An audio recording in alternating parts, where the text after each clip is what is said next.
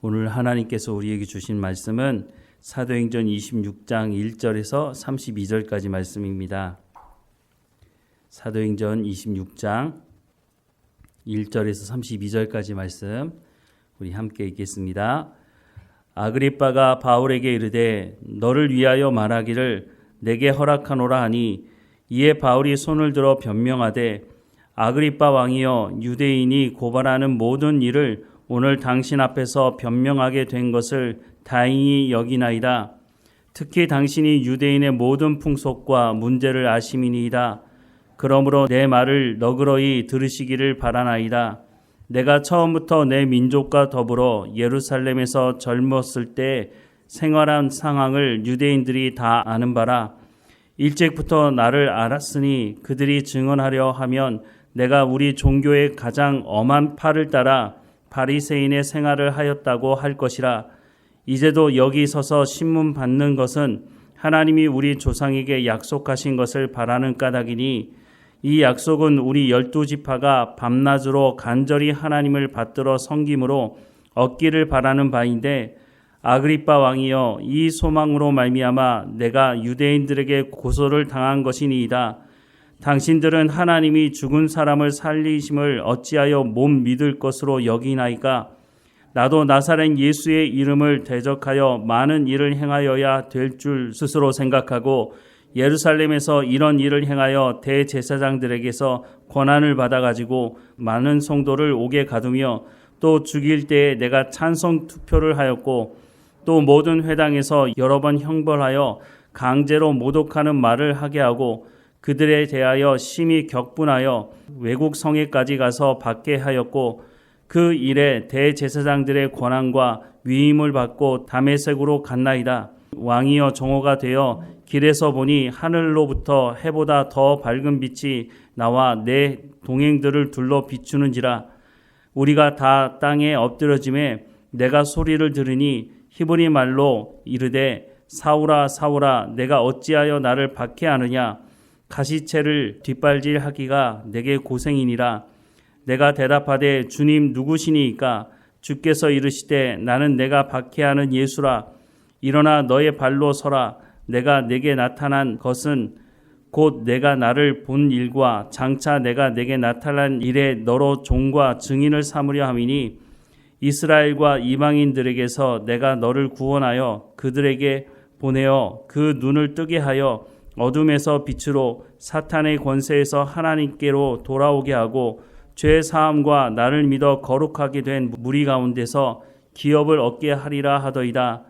아그리빠 왕이여 그러므로 하늘에서 보이신 것을 내가 거스르지 아니하고 먼저 다메섹과 예루살렘에 있는 사람과 유대 온 땅과 이방인에게까지 회개하고 하나님께로 돌아와서 회개에 합당한 일을 하라 전하므로 유대인들이 성전에서 나를 잡아 죽이고자 하였으나 하나님의 도우심을 받아 내가 오늘까지 서서 높고 낮은 사람 앞에서 증언하는 것은 선지자들과 모세가 반드시 되리라고 말한 것밖에 없으니 곧 그리스도가 고난을 받으실 것과 죽은 자 가운데서 먼저 다시 살아나사 이스라엘과 이방인들에게 빛을 전하시리라 함이니이다 하니라.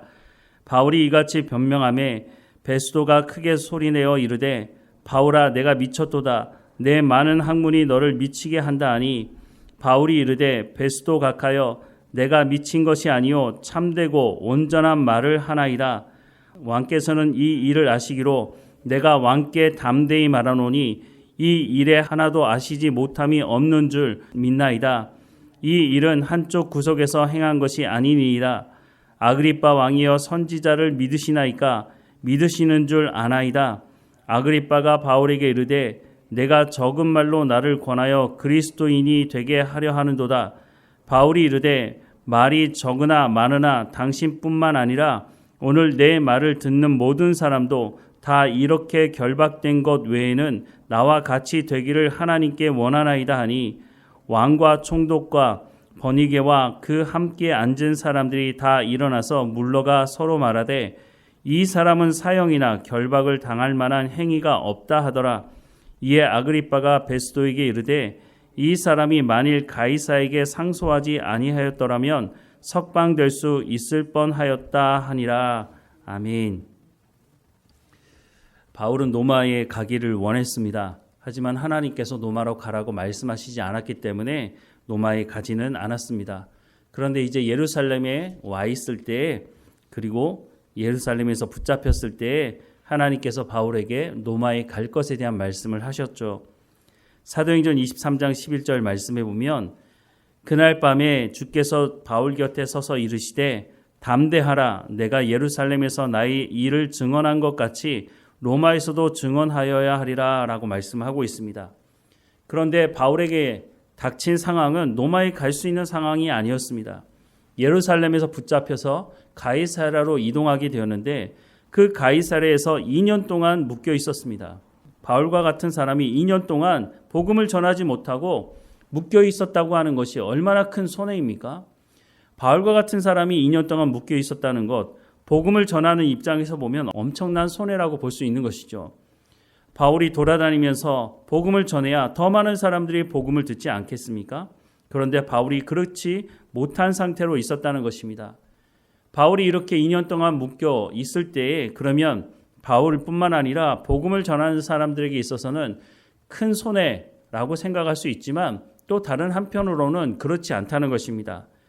바울과 함께 동역을 했던 누가는 2년 동안 지금까지 들어왔던 바울을 통해서 또 다른 사람들을 통해서 들어왔던 예수님에 대한 말씀들, 그 말씀들이 정말 사실인지를 확인할 수 있는 좋은 기회가 있었죠. 그래서 이 2년 동안 누가는 예수님께서 말씀을 전하셨던 것, 또 그리고 예수님을 만났던 사람들을 만나면서 누가복음이라고 하는 복음서를 기록하게 되었습니다. 뿐만 아니라 바울은 이전에는 복음을 전하지 못하는 그 사람들도 만나서 복음을 전할 수 있는 기회를 가지게 됐죠. 바울이 복음을 전하면서 참 많은 일을 당했습니다. 그런데 그 일을 당한 이유가 교회를 위해서라고 말씀을 하고 있는데요.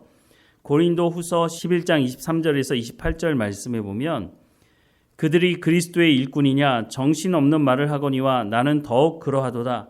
내가 수고를 넘치도록 하고 옥에 갇히기도 더 많이 하고 매도 수없이 맞고 여러 번 죽을 뻔하였으니 유대인들에게서 40에 하나 감한 매를 5번 맞았으며 3번 태장에 맞고 1번 돌에 맞고 3번 파선하고 일주야를 깊은 바다에서 지냈으며 여러 번 여행하면서 강의 위험과 강도의 위험과 동족의 위험과 이방인의 위험과 시내의 위험과 광야의 위험과 바다의 위험과 거짓 형제 중에 위험을 당하고 또 수고하며 애쓰고 여러 번 자지 못하고 줄이며 목마르고 여러 번 굶고 춥고 헐벗었노라. 이 외의 일을 고사하고 아직도 날마다 내 속에 눌리는 일이 있으니 곧 모든 교회를 위하여 염려하는 것이라 라고 말씀하는 것처럼 사도 바울은 복음을 전하는 데 있어서 자신의 생명도 귀한 것으로 여기지 아니하였습니다. 하나님께서 사도 바울에게 주신 이 사명을 온전히 감당하는 데 최선을 다했죠. 이런 사도 바울이 2년 동안 묶여 있다고 해서 그러면 복음을 전할 수 있는 기회가 없었느냐? 앞서 말씀을 드린 것처럼 한 번도 복음을 들어볼 수 없었던 그 사람들에게 복음을 전하게 되는데 오늘 본문에 보면 아그리빠 왕이라고 하는 사람이 등장합니다.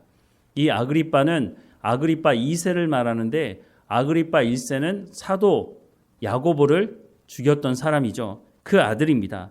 이 사람에게 복음을 전하게 됐고 앞서서는 대제사장들과 당시 예루살렘의 종교 지도자들에게도 복음을 전할 수 있는 기회를 가질 수 있었죠. 하나님께서 이런 사람들에게 복음을 전하도록 하신 거죠. 어떻게 보면 이 사람들이 예수님을 잡아 죽이고 사도들을 잡아 죽인 사람들과 연관되어 있지 않습니까? 그러면 세상적인 관점에서 본다면 원수 같은 사람들인데 이 사람들이 복음을 듣고 혹시나 예수님을 영접하게 되면 하나님 나라에 가서 보게 될 텐데 나는 그렇게 할 수 없다라고 생각을 할지도 모르겠습니다. 그런데 복음은 그렇지 않습니다. 복음은 모든 사람에게 들려져야 한다고 성경은 말씀하고 있습니다. 예수님께서 뭐라고 말씀하셨습니까? 땅끝까지 이르러서 모든 민족에게 복음을 전하라고 말씀하지 않았습니까? 사실 따지고 보면 우리도 마찬가지였죠.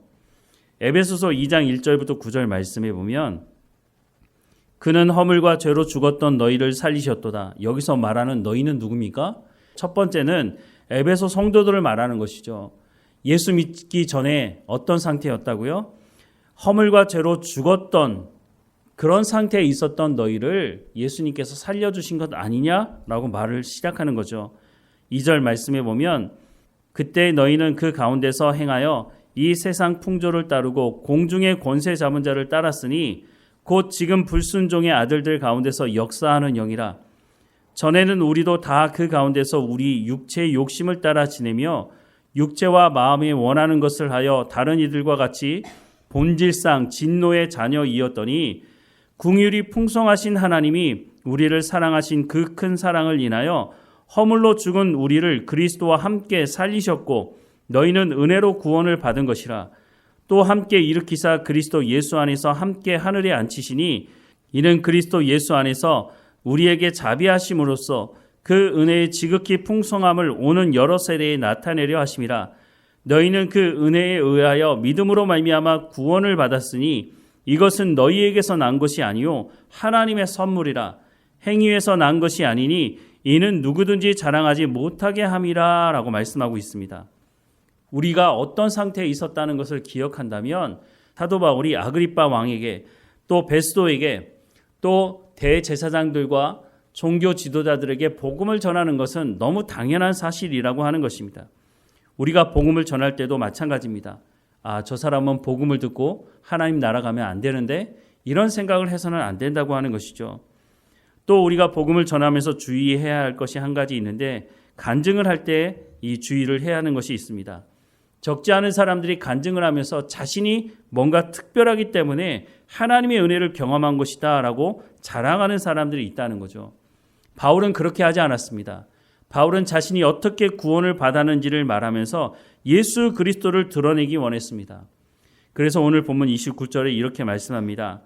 바울이 이르되 말이 적으나 많으나 당신뿐만 아니라 오늘 내 말을 듣는 모든 사람도 다 이렇게 결박된 것 외에는 나와 같이 되기를 하나님께 원하나이다 라고 고백하고 있습니다. 우리가 복음을 전할 때 우리를 드러내는 것이 되면 안 되는 것이죠.